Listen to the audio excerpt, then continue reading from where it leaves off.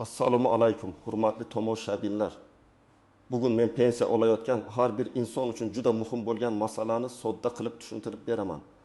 1 avgustdan pensiyalar qayta hisoblanishi nimani anglatadi? Kimning pensiyasi oshadi? Kimniki o'zgarmasligi mumkin? Kim albatta hujjatlarni tekshirtirishi kerak. Bu ma'lumot faqat pensionerlar uchun emas, ota-onasi, bobosi, buyisi pensiya olayotgan har bir oila uchun ham muhim. Chunki bitta to'g'ri tushuncha yoki e'tiborsizlik sabab odam oyma-oy olishi mumkin bo'lgan pulini kam olib yurishi mumkin. Shuning uchun videoni oxirigacha ko'ring, hozirroq kanalga obuna bo'ling va like bosib qo'ying. Chunki men bugun bu mavzuni amaliy misollar bilan oddiy tilda qaysi holatda nima qilish kerakligini aniq aytib beraman. Avvalo pensiyani qayta hisoblash deganda nimani tushunamiz? Ko'pchilik buni shunchaki hammaning pensiyasi bir xil miqdorda oshadi deb o'ylaydi. Aslida masala biroz boshqacharoq. Pensiyani qayta hisoblash ikki xil holatda bo'lishi mumkin. Birinchisi, davlat tomonidan pensiyalar miqdori umumiy oshiriladi. Masalan, bazaviy hisoblash miqdori, eng kam pensiya, yoshga doir pensiya, nogironlik pensiyasi yoki boquvchisini yo'qotganlik pensiyasiga oid minimal me'yorlar oshirilsa, bunga bog'liq pensiyalar ham ko'tariladi. Ikkinchisi, odamning shaxsiy pensiya hujjatlarida, ish stajida, ish haqi ma'lumotlarda yoki qo'shimcha imtiyozlarda o'zgarish bo'lsa, pensiya qayta ko'rib chiqiladi. Oldin qanday edi? Oldin ko'p odamlar pensiya tayinlangandan keyin shu miqdor deyarli o'zgarmaydi. Faqat umumiy oshirish bo'lsa oshadi deb yurishardi. Masalan, fuqaro 2020 yilda pensiyaga chiqqan bo'lsa, o'sha paytdagi ish staji va ish haqi ma'lumotlari asosida pensiya hisoblangan. Keyin u qo'shimcha ish staji haqida arxivdan hujjat topsa ham, ba'zan buni topshirishga shoshilmagan. Ayrimlar esa baribir foydasi yo'q deb o'ylagan. Endi asosiy e'tibor shunda. Agar 1 avgustdan pensiyalar qayta hisoblanishi haqida gap ketayotgan bo'lsa, har bir pensioner o'z pensiyasi nimaga bog'liq ekanini tushunib olishi kerak. Chunki o'shish hamma uchun bir xil bo'lmasligi mumkin. Men buni juda sodda qilib aytaman. Pensiya miqdori odatda 3 ta asosiy narsaga tayanadi. Odamning ish staji, hisobga olinadigan ish haqi va qonunda belgilangan minimal yoki qo'shimcha kafolatlar. Shu 3 ta omildan bittasi o'zgarsa yoki qayta baholansa, pensiya miqdori ham o'zgarishi mumkin. Lekin odamning hujjatlarida hech qanday yangilik bo'lmasa, pensiyasi faqat umumiy oshirish doirasida o'zgaradi. Demak, kimdir sezilarli oshish olishi mumkin, kimdir kichikroq oshish oladi. Yana kimdadir umuman farq ham bo'lishi mumkin. Endi kimlar albatta e'tibor berish kerakligini birma-bir tushuntiraman. Birinchi toifa ish staji to'liq hisobga olinmagan pensionerlar. Masalan, odam 3 yil ishlagan, lekin pensiya tayinlanayotganda faqat 24 yil hujjat bilan tasdiqlangan. Qolgan 6 yil bo'yicha korxona yopilgan, arxiv topilmagan yoki mehnat daftarchasida yozuv noaniq bo'lgan. Keyinchalik u arxivdan ma'lumotnoma topsa, bu pensiyani qayta hisoblashga sabab bo'lishi mumkin. Chunki staj ortsa, pensiya huquqi ham kuchayadi.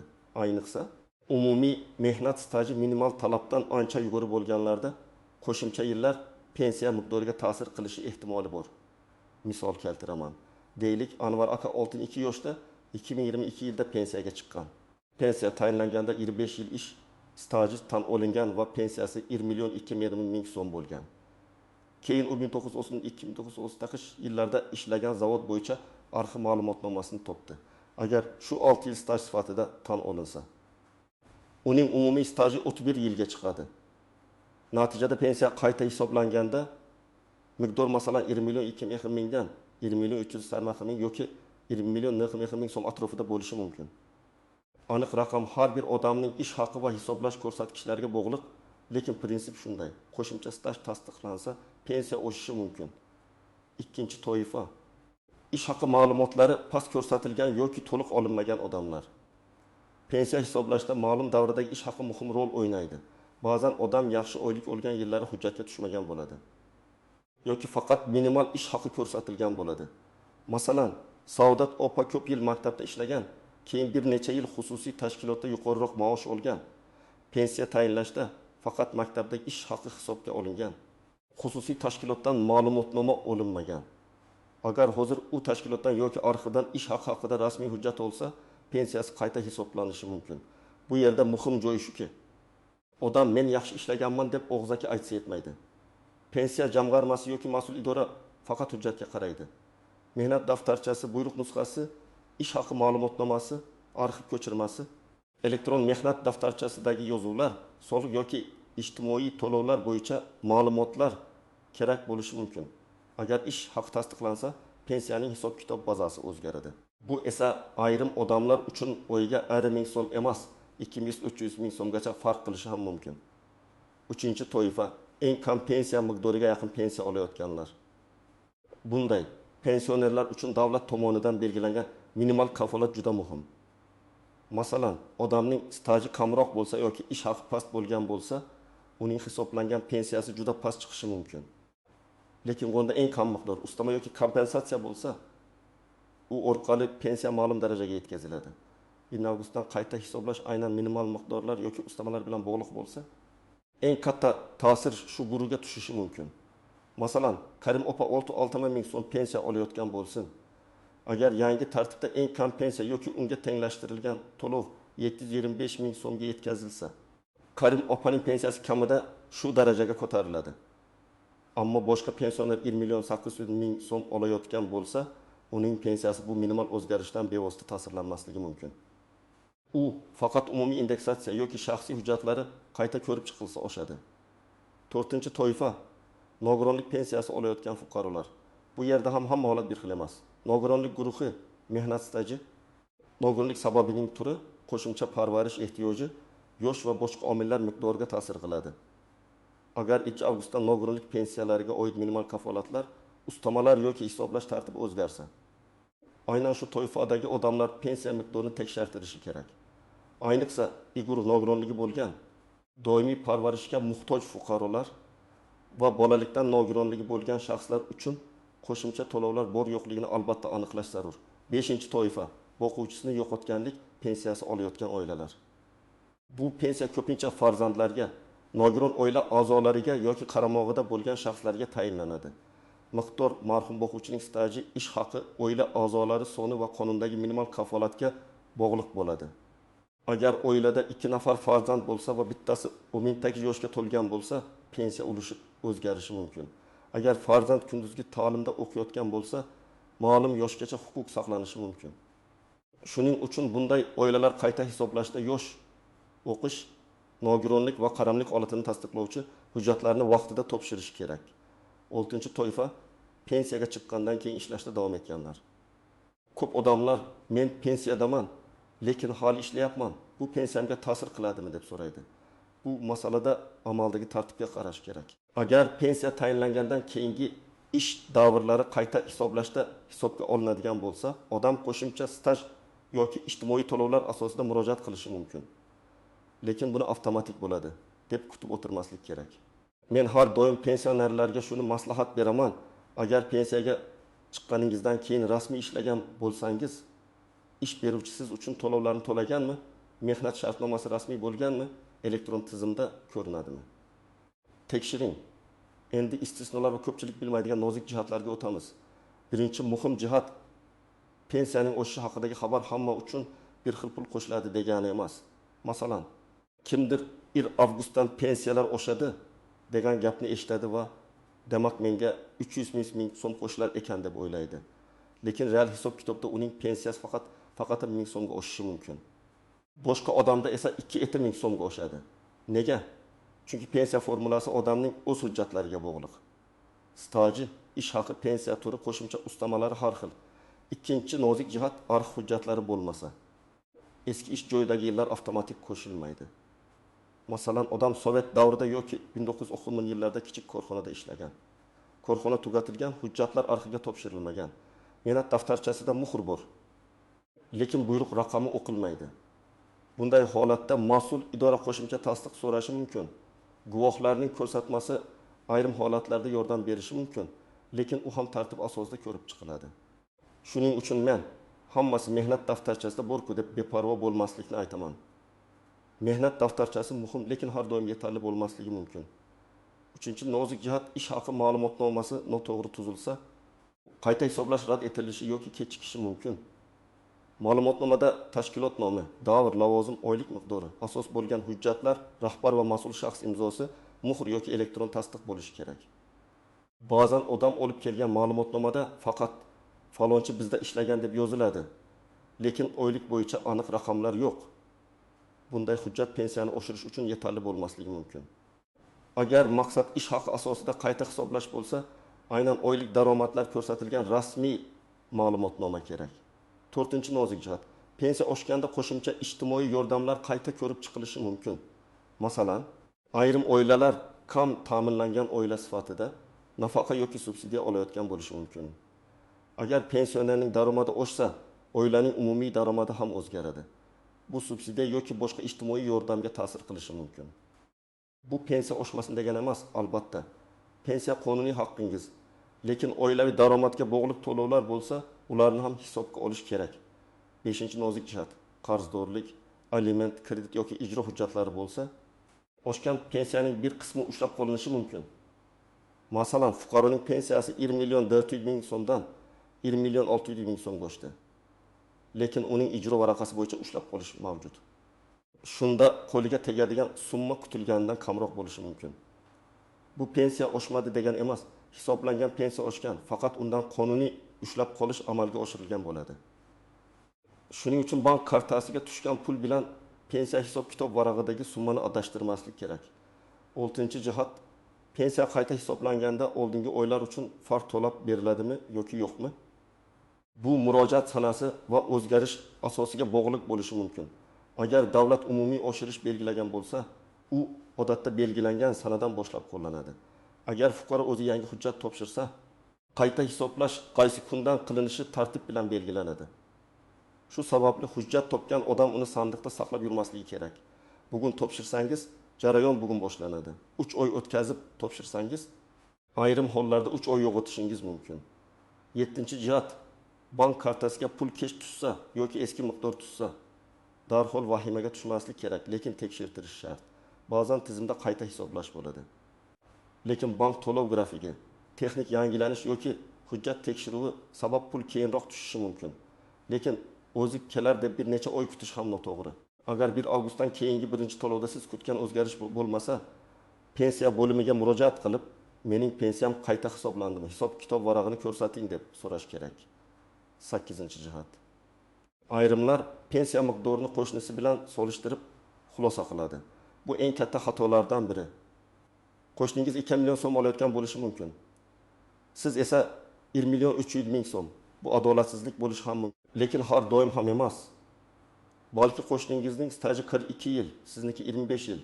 Balki u yuqori oylikdan ijtimoiy to'lov to'lagan, sizda esa uzoq yillar norasmiy ish bo'lgan.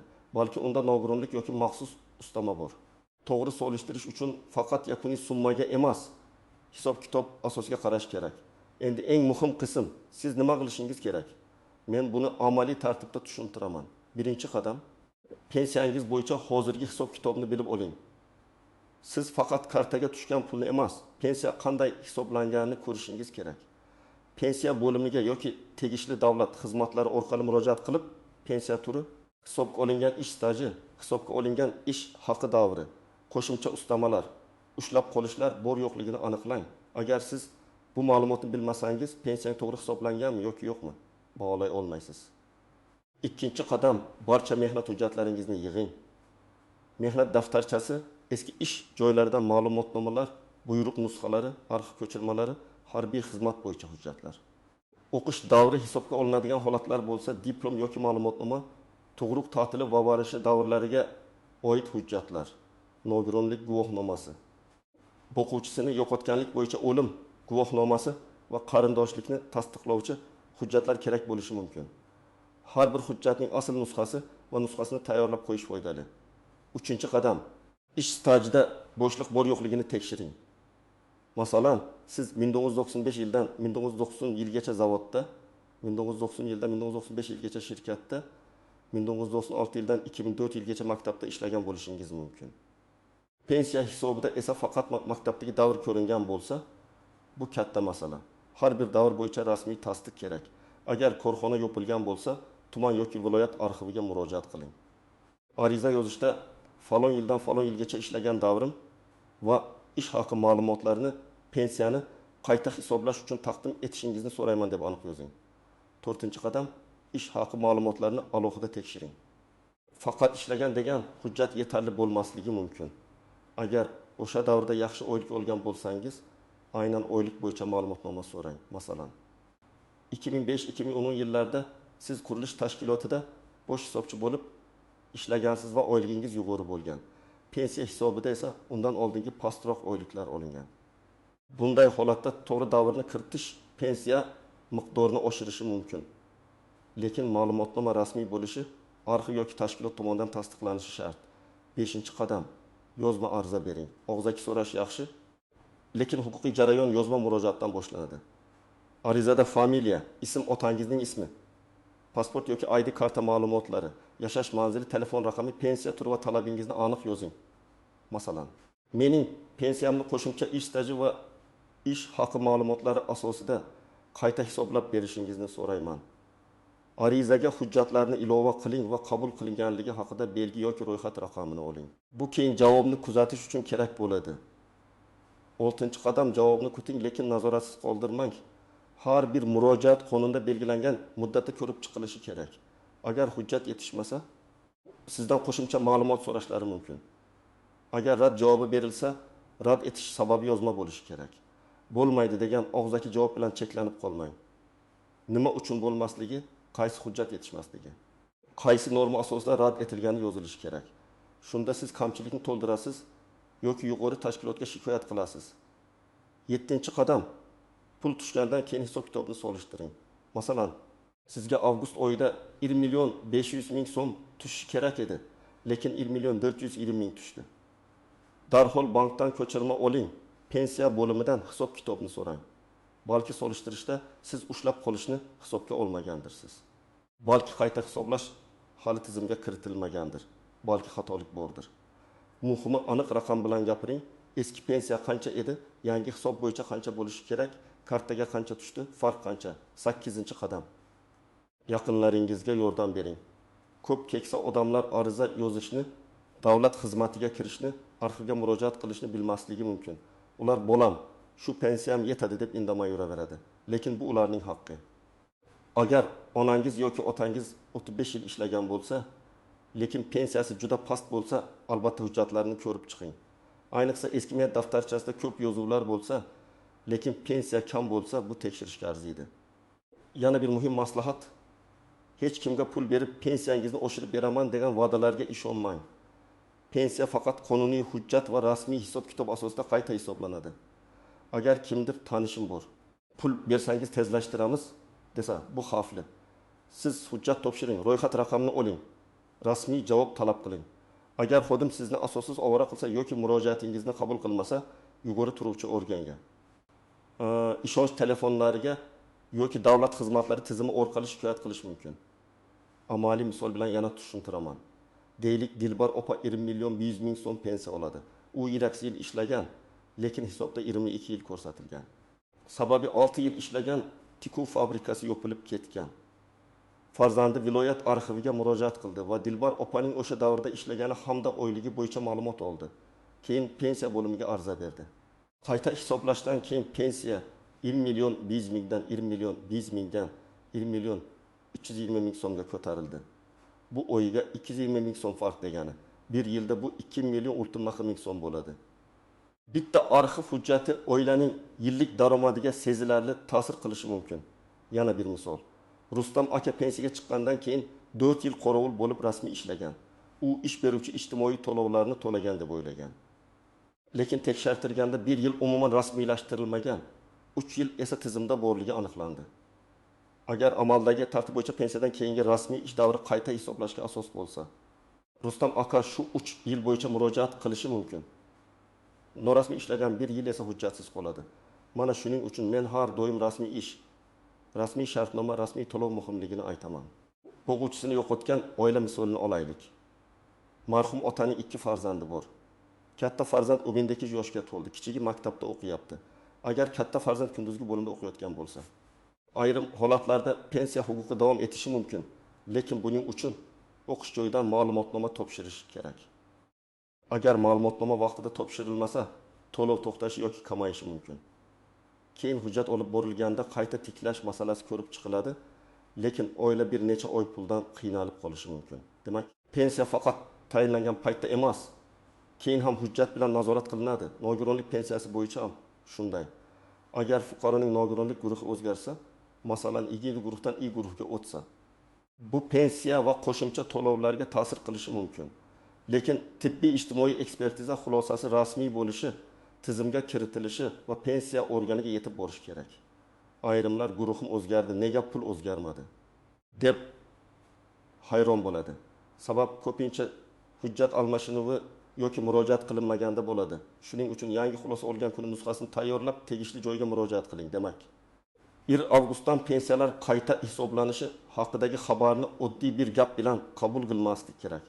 Men sizga asosiy fikrni aniq aytaman. Pensiya kimda qanday o'shishi uning pensiya turi, ish staji, ish haqi, minimal kafolatlar, qo'shimcha ustamalar va hujjatlarning to'liqligiga bog'liq. Kimdir umumiy oshirish oladi, kimdir qo'shimcha hujjat topshirsa ancha ko'proq olishi mumkin. Kimdadir esa hujjat yetishmasa oshish kutilganidan kam chiqadi. Bugundan qiladigan ishingiz aniq. Pensiya hisob kitobingizni so'rang. Stajingizni tekshiring. Eski ish joylaringiz bo'yicha arxiv hujjatlarni yig'ing. Ish haqi ma'lumotlarni aniqlang.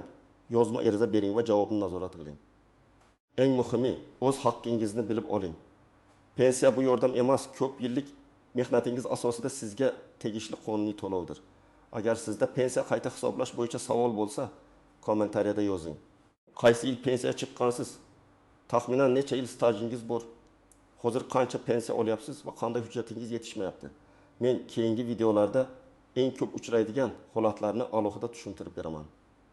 Videoni foydali deb bilsangiz, like bosing, yaqinlaringizga yuboring va kanalga obuna bo'ling.